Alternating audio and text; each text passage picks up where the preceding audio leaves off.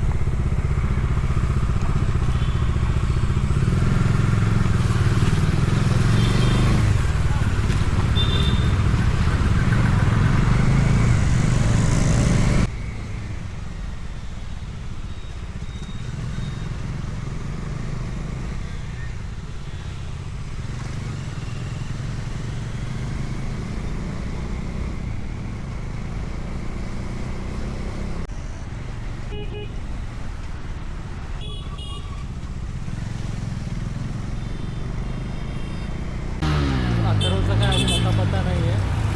आम्ही भटकलेलो, मी तुमच्या रस्त्याला पण गेलो होतो. तर माहीत नाही, त्याला आता फोन लावतो, बघतो कुठे येतो साहेब आणि कुठे पोचल्याने किती वेळ लागेल. तर आपला अथर्व चुकून एक ब्रिजवरती क्रॉस करून पुढे निघून गेला होता आणि तो परत रिटर्न मारून येतो आहे. त्याला टाईम लागणार आहे 10 ते 15 मिनटं. आणि आपण इथे वाट पण बघितली होती 10 ते 15 मिनटं. तर असा विचार करतो आहे की मी आतमध्ये जातो, माझी बाईक पहिले दाखवून देतो, तोपर्यंत तो येईल, मग मी त्याची बाईक पण दाखवतो. ओके, चला आपण आपल्या जाऊ. तर आता आम्ही आमची बाईक तर टाकली आहे. तर बाईकमध्ये असं झालं आहे की बोलता त्याला क्लच प्लेट पण गेलं आहे. तर बाई माझं आता एवढा बजेट नाही आहे की बाई मी क्लच प्लेटवरती खर्च करू.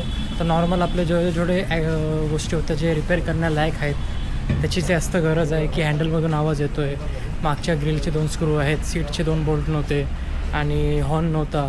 हॉर्न थोडासा होता पण तो थोडा कमी लागत होता. तर आपण ते थोडंफार तिकडे रिप्लेस करूया आणि कमी खर्चामध्ये या गाडीचा खर्च काढून टाकू. ओके, आणि गोष्ट आली क्लच प्लेटची. क्लच प्लेटचं बघूया आपण कसं जमतं आपल्याला. क्लच प्लेट तर स्वस्त नाही आहे भाई, 7,500 रुपये बोलत आहेत ते. पहिले नॉर्मल खर्च करूया आणि जेव्हा आपण कुठल्या लाँग टूरला जाऊ त्याच्या अगोदर क्लच प्लेट 2 दिवसामध्ये चेंज करून घेऊ. ओके, तर भेटूया लवकरच आता पुढच्या व्हिडिओमध्ये. आतासाठी एवढीच. आणि ही गाडी आपल्याला रिपेअर करून भेटणार आहे समथिंग अर्ध्या 1 तासामध्येच. तर तेवढं करून घेऊ, बाकीचं बघूया पुढे. Okay, bye.